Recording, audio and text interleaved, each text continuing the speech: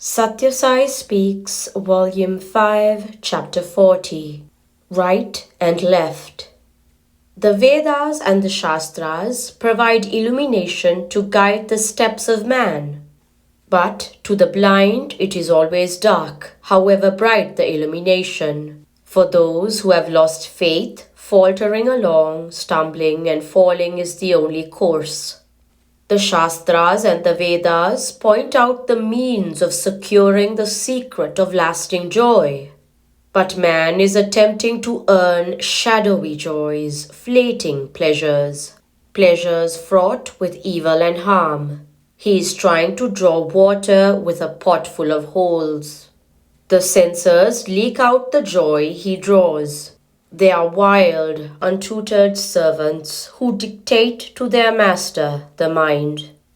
The mind has to be brought under your grip. Then the servants will fawn at your feet. The mind is the monarch. The senses or indriyas are the soldiers. The soldiers are now ruling the king because he lends his ears to them, and not to the buddhi, intellect, who is the prime minister. Let buddhi take charge. In a moment, the senses will be forced back into camp, and the mind can save itself. The Atma is the sun in the firmament of the heart. Now, the light of the sun is obstructed by the thick clouds of Vishayavasana, desire for sense objects and objective pleasure.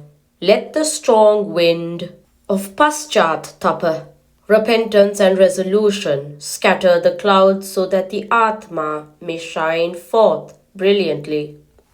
Man thinks he is enjoying the pleasures, but really speaking, it is the pleasures that are enjoying man, for they sap his energies, dry up his discrimination, eat up his allotted years, and worm into his mind, infesting it with egoism, envy, malice, hate, greed, and lust. You should not plunge into action spurred by momentary impulse. Ponder deeply over the pros and cons. Weigh the expected benefits against the likely harm. Then act so that you escape pain and you do not inflict pain. This is true in worldly matters as well as in the spiritual field. A woman heard someone expounding Tattvamasi, that thou art.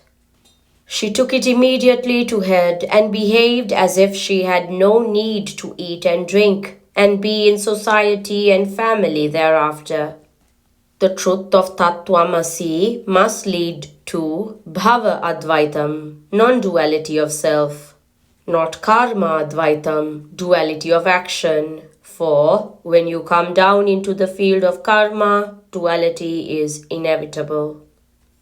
Truth behind two aspects of God, Saguna and Nirguna, with form and formless aspects of God, create the same doubt in the minds of sadhak, whether they can both be true. It is like hardened ghee and liquid ghee.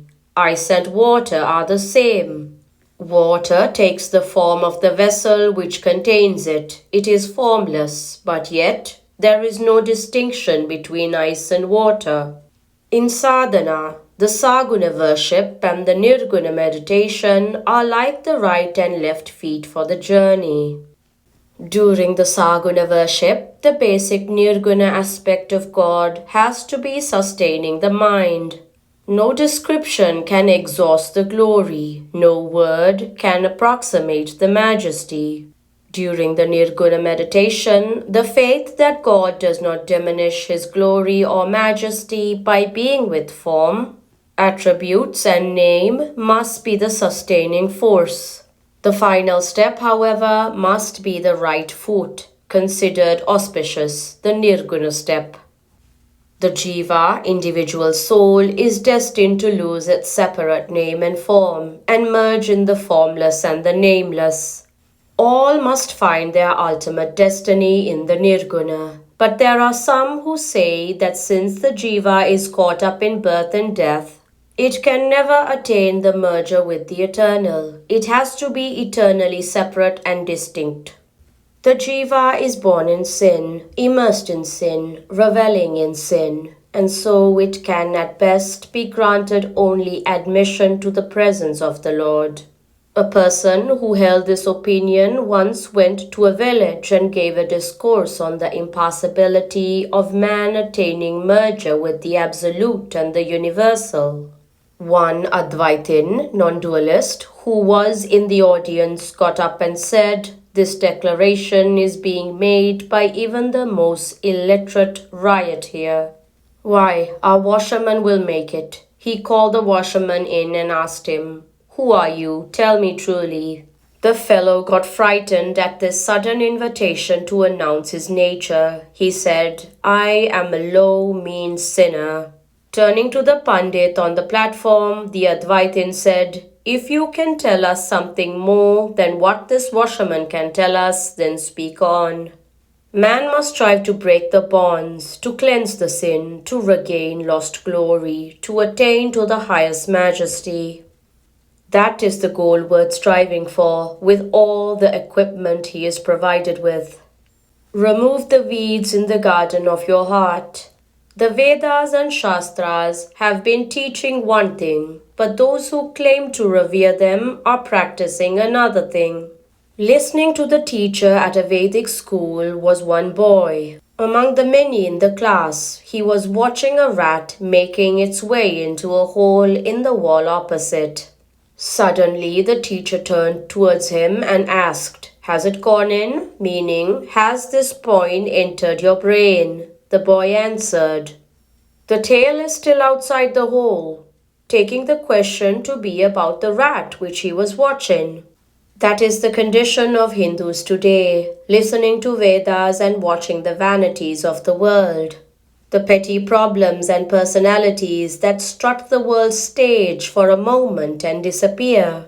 The Shastras lay down steps in sadhana so that man can have peace, contentment, and joy.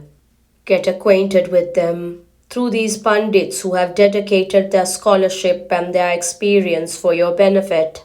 The very first step is to remove the weeds in the garden of your heart, plucking by the roots the briar and bush of lust and greed, of hate and pride, and plant in the ground thus cleared the fragrant flower plants of prema, love, and the sweet fruit trees of dharma, virtue. Prashanti Nilayam, Dasara, September 28, 1965. God is truth. Truth is goodness. Goodness is beauty.